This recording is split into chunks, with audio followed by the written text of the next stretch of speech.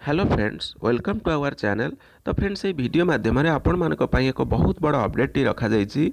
तो चलित वर्ष जो छात्र छात्री माने दशम श्रेणी परीक्षा व मैट्रिक परीक्षा देवाक जाउछंती सेमानक पई निश्चित रूपे वीडियोटी हेल्पफुल रहिबो एवं अभिभावक मानक पई मध्ये निश्चित रूपे वीडियोटी इनफॉर्मेटिव रहिबो।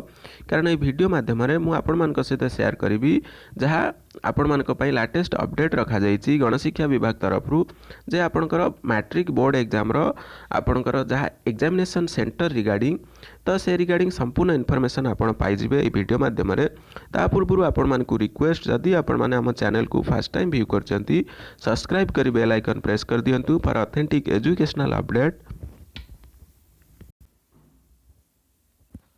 तो फ्रेंड्स आपण मानक सामने डेली न्यूज पेपर आर्टिकल रखा जाइछि। तो आज न्यूज पेपर आर्टिकल रही देखंतु कोरोना पाई कोहल एथर निज स्कूल मैट्रिक परीक्षा। तो यह आपण मानक पाई निश्चित रूपे बहुत बड़ खुशी खबर कारण आपण मानक आउ निज स्कूल ठारू दूर को बा एग्जाम सेंटर पाई दूर को यात्रा करने को पड़ो ना। यह एक बहुत बड़ निष्पत्ति। तो यार कारण कौन रही देखंतु माध्यमिक शिक्षा परिषद द्वारा परिचालित मैट्रिक परीक्षा को श्रृंखलित करने को विद्यालय गणशिक्षा विभाग पक्षर विविध निष्पत्ति निया जाइछि।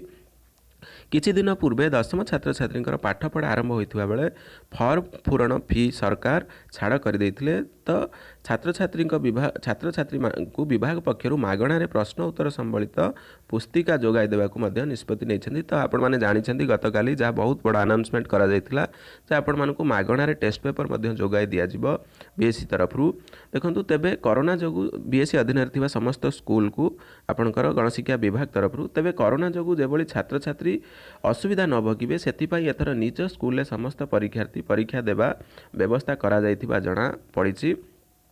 देखंतु मिलिथिबा सूचना अनुसार पूर्व मैट्रिक परीक्षा अन्य स्कूल अनुष्ठित होता है। तेबे एथर परीक्षार कार्यसूची समय और स्थान परिवर्तन करा जायछि। एथर सबु विद्यार्थी निज स्कूल में परीक्षा देवे। कोरोना जोगु रहिबा और यातायात रे अभिभावक और छात्र छात्री असुविधा भोगुथिबार आशंका थिबारु विभाग पक्षरु एभली पदक्षेप निया जायछि। किंतु जहाँ डिफरेन्स रहिबो आपण मानकर अन्य स्कूल शिक्षक हेबे परीक्षा निरीक्षक एवं 2.5 घंटा बदल में आपण मानकर एग्जाम टाइमिंग रहिबो 2 घंटा एवं मार्क रहिबो टोटाल 80 नंबर एवं आपणकर सीसीटीवी कनेक्शन रहिबो ता सहित त्रिस्तरीय स्क्वाड व्यवस्था मध्य रखा जायछि। तो यह थिला निश्चित रूपे आपण मानक पई एक बहुत बड़ा अपडेट। आशा करूँ वीडियोटी आपण मानक पई निश्चित रूपे इनफॉर्मेटिव हेतिबो।